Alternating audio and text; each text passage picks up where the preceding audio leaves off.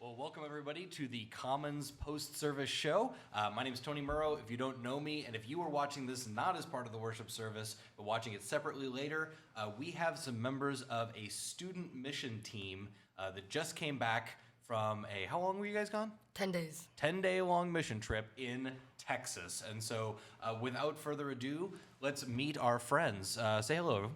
Hi. Hello. Go ahead and introduce yourselves. Let us know where you go to school. Okay. I'm Lily. I'm a 12th grader at West. I'm Dana, and I'm an 11th grader at Diamond. Okay, West and Diamond, 12th and 11th grade. Yes. Lily and Dana. Welcome to the Commons. Thank you. Thank you for having us. So tell me about how long have you guys been a part of Change Point? Are you old school? Did you grow up here? What's your deal? I've been here. This is going to be my 6th year. I started coming to middle school youth group with a friend because we didn't really go to church when I was a kid. And I actually started at Change Point my sophomore year with a bunch of volleyball friends who brought me. And then I took a break outside in a smaller group. And then I just recently rejoined Change Point, became more active in around December. Well, it didn't take you long to get on a mission trip. No, it did not. Not at all. So tell us about this mission trip. If people weren't aware, where did you guys go and what did you do? So we actually did a lot of traveling. We had 2 vans. We did a lot of traveling, and we squished in those vans. The luggage was unreal. But we started in Sealy, Texas, which was at the town that Caleb used to preach at, and the church more specifically.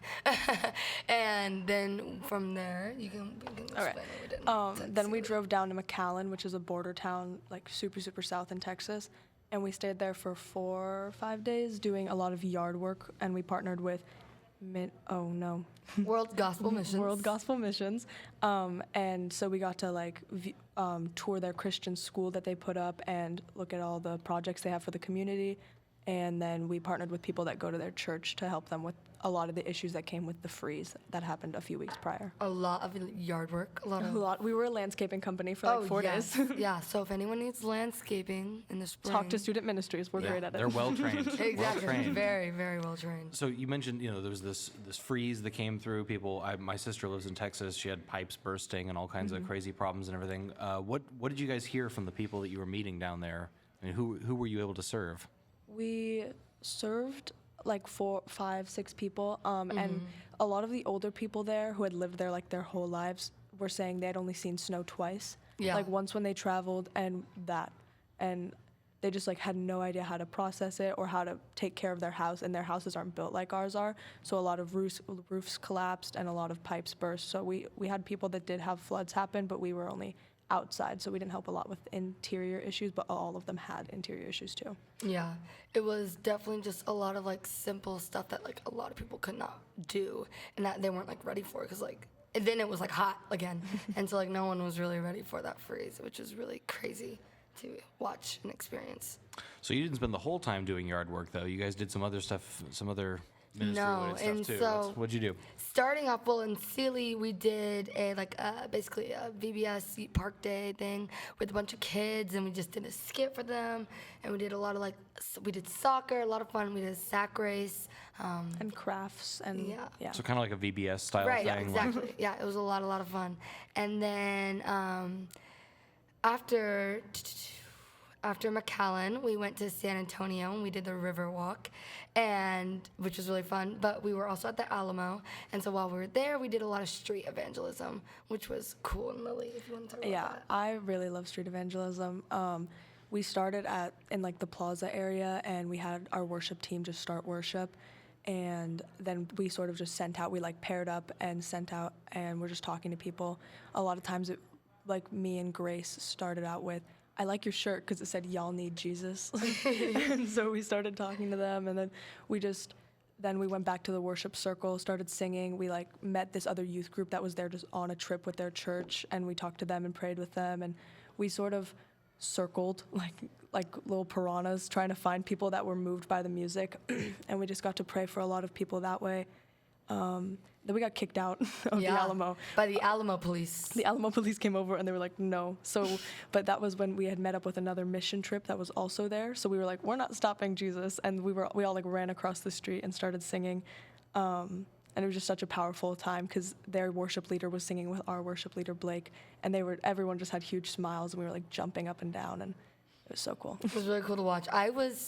I'd never done street evangelism before, and I was Most people haven't, right? Like it's not like a super common thing to do. Yeah. I was really struggling with it though because I really, really like talking to people, but not adults. They're not fun, and they're scary. I love talking to adults.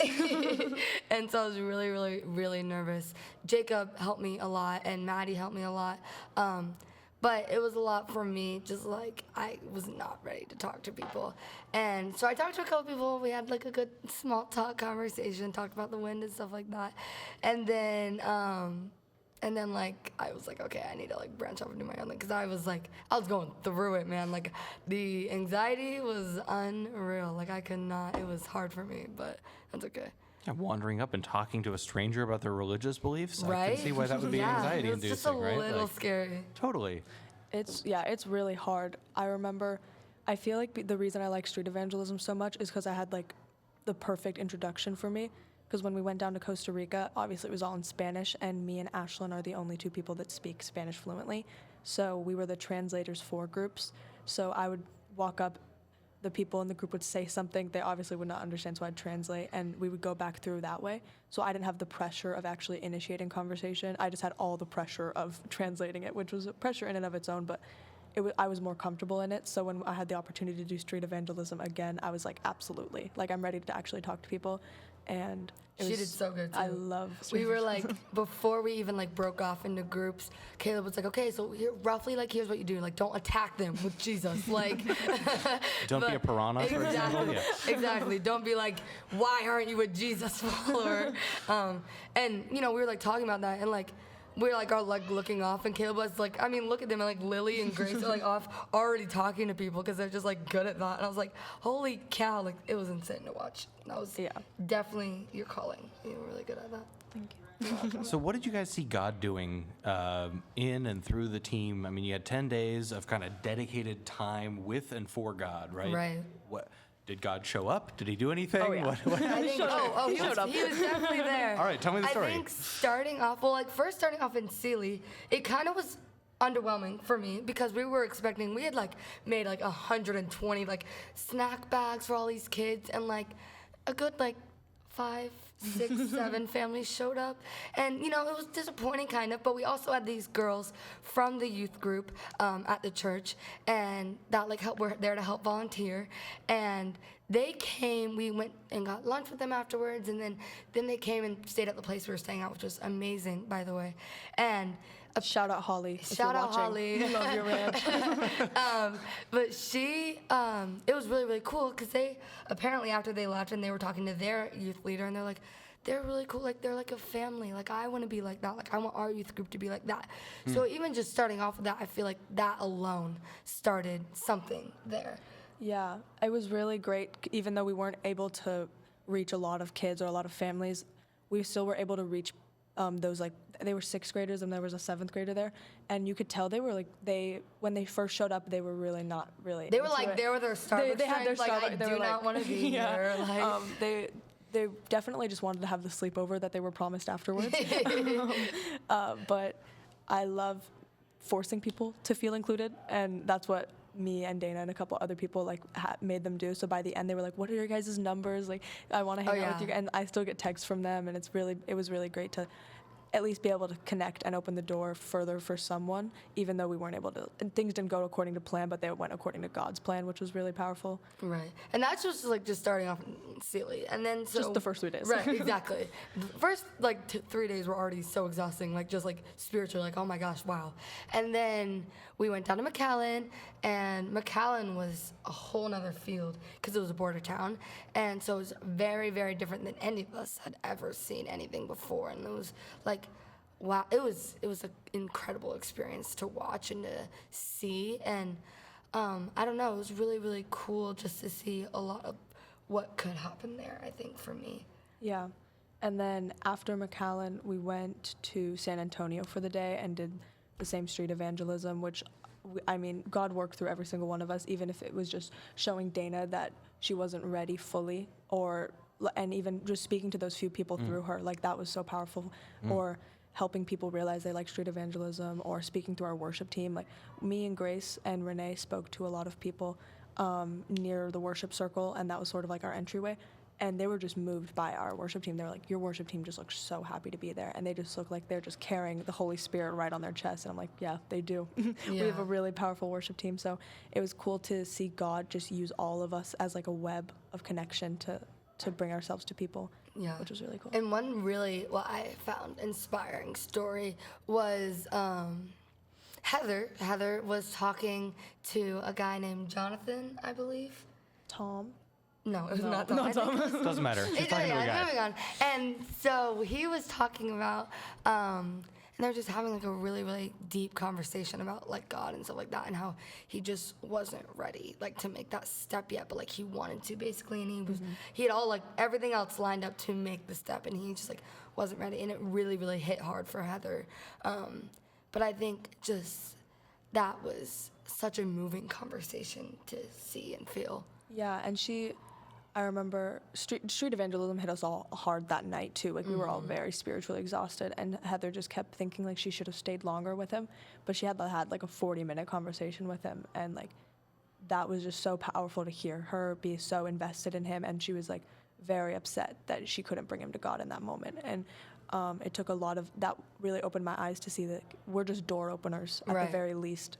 And even though like some people cried when we prayed for them, and other people were sort of just like, thanks for the prayer. But regardless, all of those experiences moved their faith journey in some way. And that was really hard to realize until days afterwards, when we were just talking about what we think we failed or succeeded at. And a lot of it was just, you just open the door. Like even if you're willing to just, even if pedestrians are able to see, oh, they love God so much that they're willing to embarrass themselves and walk up to strangers and prepare for rejection, because I know I revere that in a lot of other people. Like, oh, you're willing to like come up to me and face that, even though I am a Christian, but they don't know that. And it was just really cool to see God work through everyone. Yeah, another really, really moving time for me, when we went on the river walk, we were on like this boat tour with our tour guide. Sadly, don't remember his name, but Billy. we were. And so we were on the boat tour, and he's like starting off by like, the tour guide is just trying to give us some sort of like historical, and we're like, oh no, can we sing for you instead? And so like no history was out of that, but it was okay.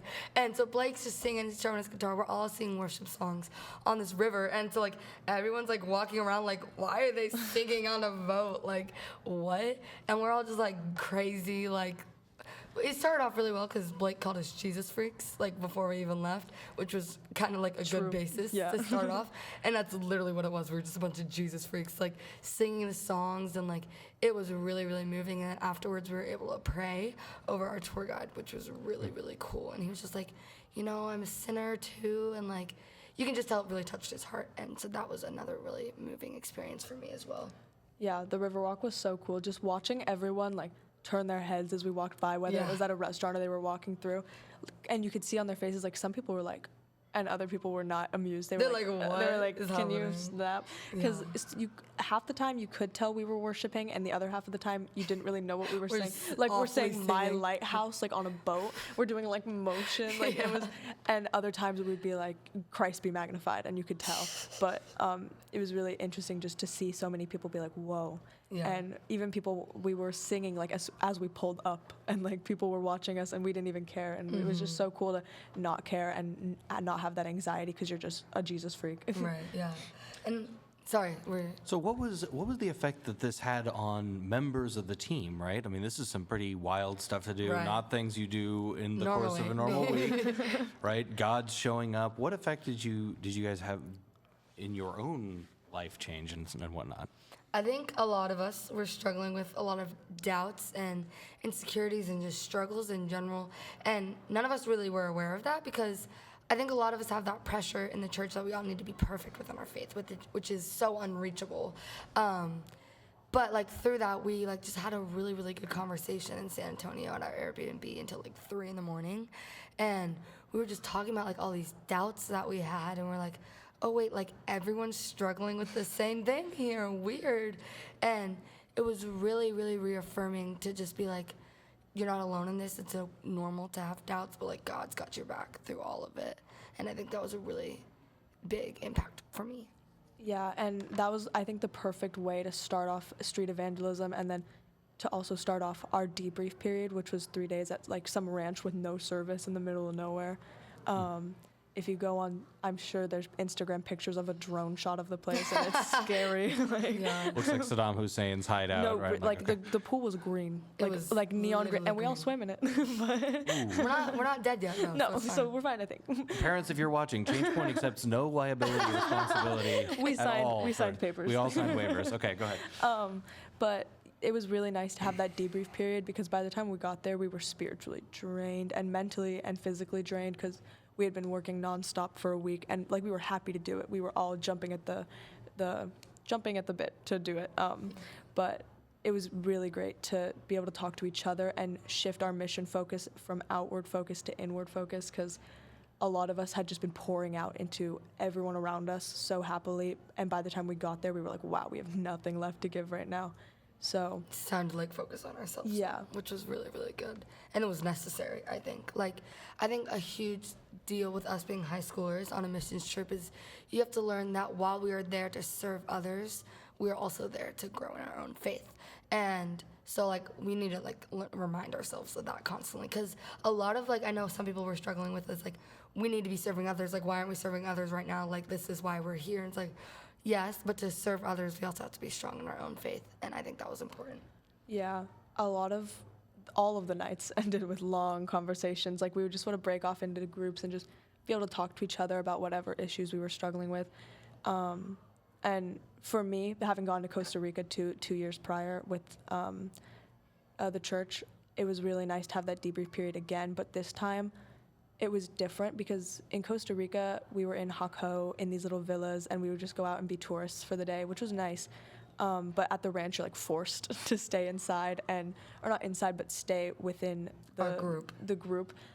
So it forced us to talk more to each other, which was really great, and have the same conversations we did in Costa Rica, but more in depth and longer, and also just involving God more. I think that was such a huge part that a lot of us learned to do on this trip, because for me, it's really hard for me to, Dana says it best, like connect my spiritual, how do you say it? Well, just like for me, I always struggled with like putting my mental health like Yes. and like putting it like in connection with like my spirituality, like because I'm like, oh, those are completely separate. If I'm struggling with something that's mentally and like spiritual, I don't know, I've always struggled with connecting those two.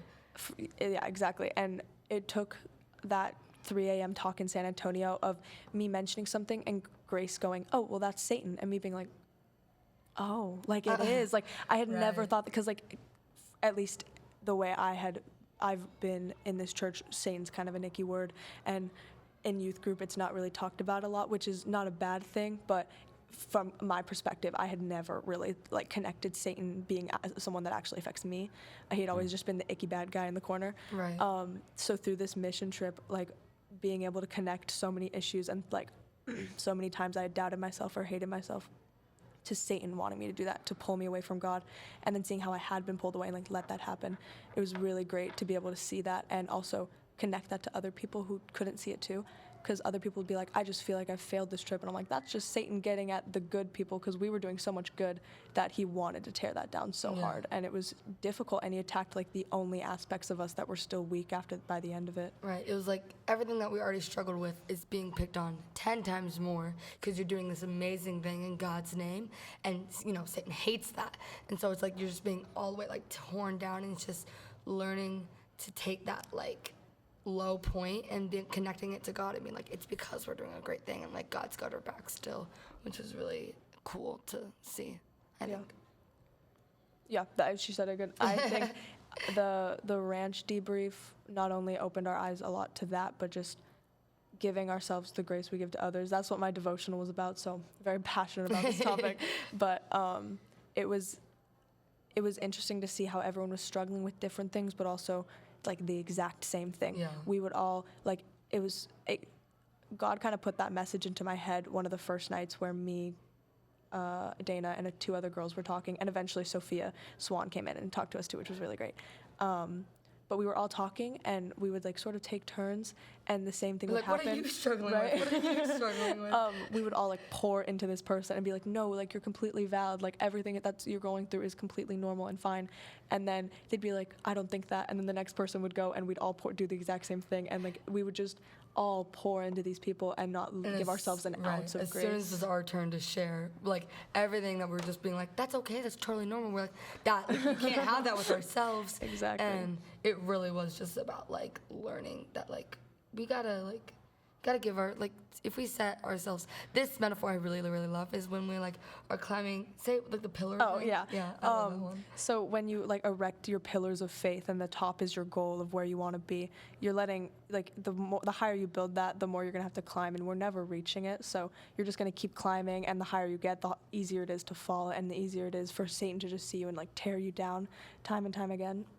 And so it's just those expectations. Yeah, and so it's gonna take a while to like bring that pillar down, but you need to do it, or else Satan's just gonna keep seeing you more and more and more, and being able to tear those weaknesses down. Yeah, absolutely. Ladies, can you believe it? We've run through all the time of the You Commons. know, I can believe it because we talk a lot, but yeah. I feel like I need to have you back as a guest on the Commons again. I think so too. I think so. Yeah, awesome. Let me just say on behalf of the pastoral team, it's exciting for us. I mean, you guys might be in student ministry, but let me let you in on a little secret. You're gonna have a couple more birthdays, and then you're adults, and you're gonna feel exactly like you do today. There's no like magic thing that happens. It's just like one continuous like timeline that just keeps going. So we're excited to see you guys stepping into the next stage of life and ministry and discipleship and church life. So thank you so much. Thank you for having joining us. me on the Commons, and thank you as well, Change Point family. God bless you. Have a great week, and we'll see you next Sunday.